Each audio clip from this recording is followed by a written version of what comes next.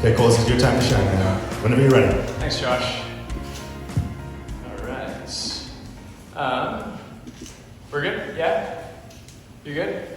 Great? You guys look great. If we could get some music, that'd be fantastic.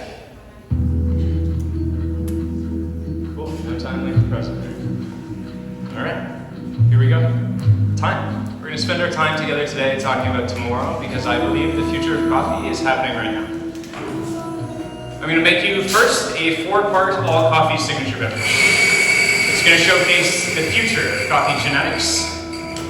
And each of these beverages is going to be brewed in a way that dissolves preconceived notions that we as an industry have been holding on to regarding brew methods. All of these coffees have synergies because each of them is a natural anaerobic fermentation. And I've visited each of the producers, and in conversation with them, we have come to agree that for flavor in coffee, natural anaerobic fermentations is what will drive us into the future. So, starting with the coffee I have here in these silver tins. This is a variety of coffee that doesn't actually exist just yet. It's a genetic species that's in the genetic testing stages with a prestigious farm called Daterra and the Agronomic Institute of Campinas, both located in Brazil. They've been researching and testing these genetics to create what the future of coffee might hold. It's a cross between Coffea Arabica, the parent species of all the coffees I'll serve you today, and Coffea Racemosa, a rare genetic species from South Africa that's known for drought resistance and low caffeine.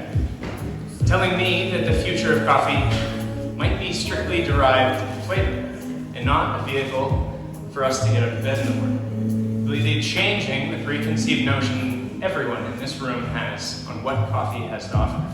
So these shots, 20 grams in, 60 grams out, will yield purple notes in this beverage. I'm going to leave these here for now, and instead, I'm going to start the second coffee for this beverage using an Ibrik. This is the oldest coffee brewing technique that we have on the planet. And I'm going to use an Asian origin coffee to completely dissolve and change the preconceived notions that we as an industry hold for this brewery. So I'm going to get this started, and then we're going to come back to this because this takes about 3 minutes, and I'll explain that. I'm going to automate the process to bring future technique into this heritage style brew. And while that's happening, I'm going to brew a third coffee, a filter coffee, using this espresso machine, changing the way that we as baristas operate on this particular unit here, and changing the preconceived notions we have for what an espresso machine can do in our cafes. Now my goal as a barista is to focus on my clients and provide legendary client service, which comes with storytelling and sharing about the coffee, where it comes from, and why it's going to taste the way it does. But sometimes I don't have time to do that because I'm stuck in the midst of brewing cycles. So by using the third group head, I know that I'm getting 12 grams of water per second, and I'm getting a very consistent and controlled flow. Using 15 grams of coffee and 120 grams of water, I'm making a very concentrated brew of a clever dripper using a geisha variety. And this, in our future of coffee genetics, is going to drive a bright citric acidity into the cup, reminding me of the color yellow. Okay, coming back to our Ibrik. This is a coffee brewer that, for a long time, I thought was just about strength and intensity. But really, there's wonderful flavor clarity here.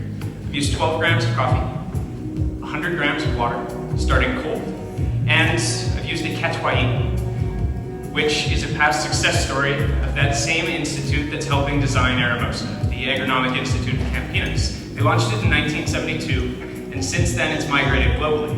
And in this case, I refer to it as a success story because it's been produced in a rural indigenous village in Eastern Myanmar by a group called the PAO. We'll go into more detail about them shortly, but this particular Ibrik is going to add wonderful body into our future genetics, and it's going to to bring a wild strawberry note, reminding me of the color red. So it's a 1.5 minute automated mix cycle for about 2.5 minute total boil time. The total dissolved solids of this brew is about 3.5%. A 28% extraction, really maximizing the extraction on these Ibrik brews, completely changing what I thought this brew was all about. So I'm filtering it through this AeroPress to make sure there's no grit or grind that comes into your beverage today. Now, I have 3 coffees here, 3 unique genetics. We're mixing together 120 grams of Aramosa through the espresso. I have 90 grams of Catuai through the Ibrik, and here is 100 grams of Geisha. I'm gonna bring these all into this one vessel here, and I know there's a lot of moving parts at the moment. Don't worry, I've got some content for you. These are all the colors that for me correspond with each of the coffees I've added, the brew style I've used, and all the information that I believe you currently need in order to enjoy this beverage. We're gonna add one more ingredient. It's right at the bottom in the middle there, and for me, it's in this jar here. This is the one that really changed it for me, changed my preconceived notion. This is a washed yogurt that's been brewed using an espresso machine just like that one, then those shots of espresso were put into a freeze dryer to dry for 10 hours, removing all of the liquid content, leaving us with already dissolved solids and sugar content. So I'm adding 5 grams into our future coffee genetics to add sweetness and strength into this brew. This is going to add a really unique oolong tea quality into the beverage today. Now, I wanted to add this coffee because it's an homage to all coffee, Coffea Arabica, and it's also a coffee just like this that really struck me to have a future in this industry. A washed Ethiopian coffee, as I'm sure a lot of people in this room can relate to. Now, judges, for this beverage, please look for an aromatic of blackberry and violets, which will be focused and pushed through your nose because of this particular vessel and a more intentional way of drinking coffee using this. The first note that will strike you is blackberry, thanks to the Aramosa espresso base in this beverage, followed by wild strawberry, created from that Catuai, a lovely pink grapefruit, just like the color of these jars. From the geisha, here we go, and oolong tea from that instant yogurt. And we're going to summarize everything with 80% dark chocolate today. Now, as you drink that, think about what the future might hold. Genetics like that one make their way to rural indigenous villages across the world. What's the future of coffee look like then? Enjoy.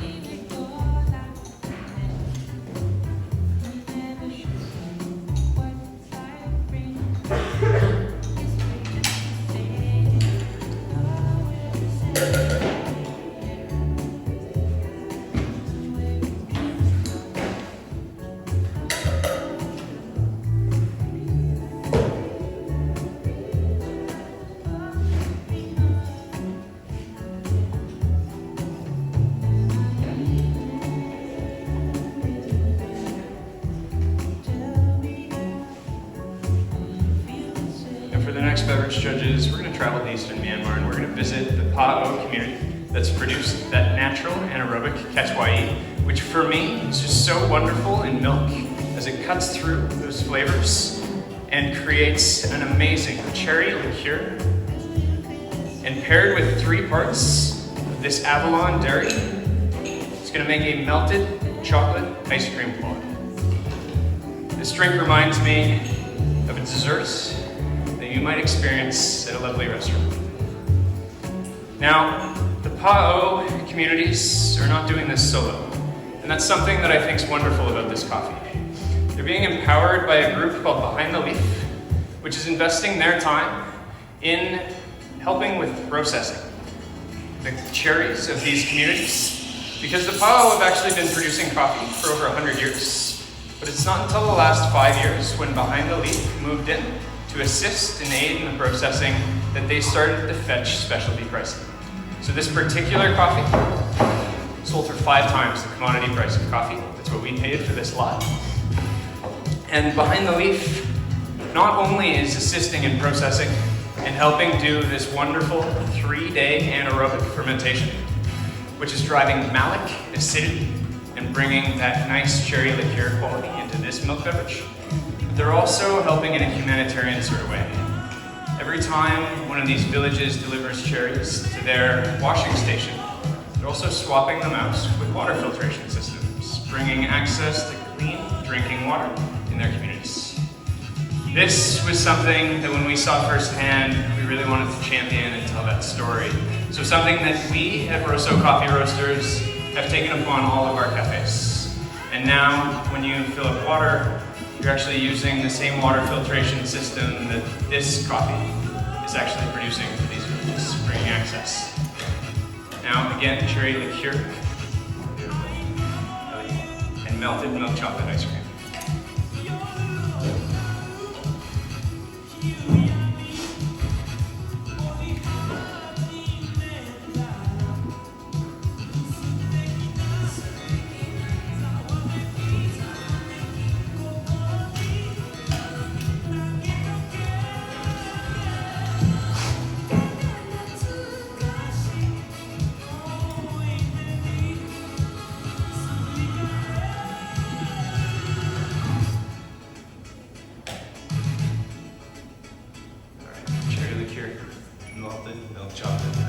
So delicious. Enjoy that. I'll be back to explore the future a little further. Woo-hoo!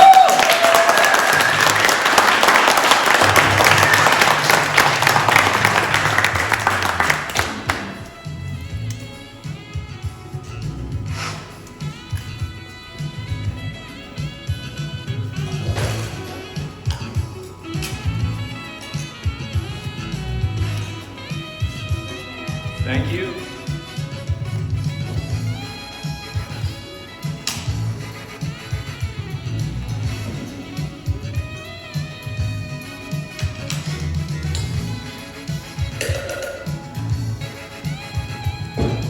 Now, how do I, as a barista, create inspiration to drive into the future? It's a question I've wondered for a long time, and it was through a trip to Brazil to visit Daterra in the Agronomic Institute of Campinas and get to work with that Aramosa genetic that they're creating. And the fact that it has no caffeine, caffeine is a bitter compound, changing the way sweetness and acidity is perceived in that coffee, that really changed my mind on what I can do on my side. So what I've done, you might call me crazy, but I've actually decaffeinated one of the best coffees that I've personally ever tasted. It's that same geisha you experienced in the signature beverage. It comes from the Palmeal Tucan, an amazing farm in the Cundinamarca department of Colombia.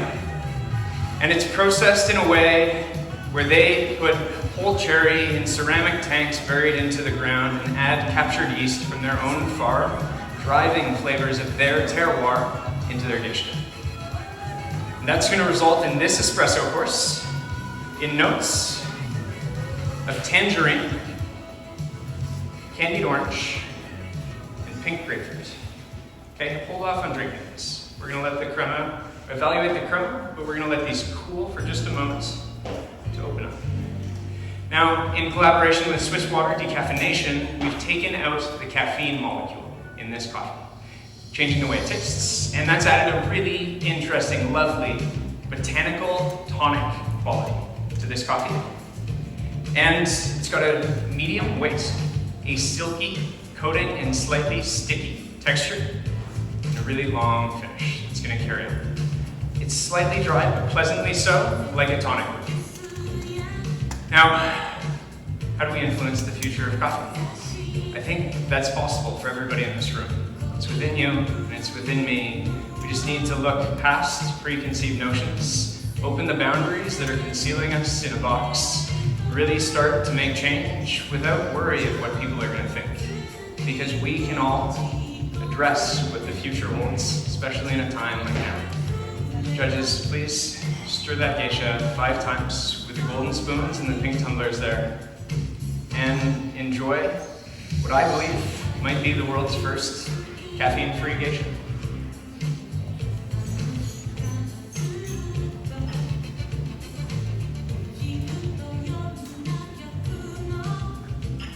And time.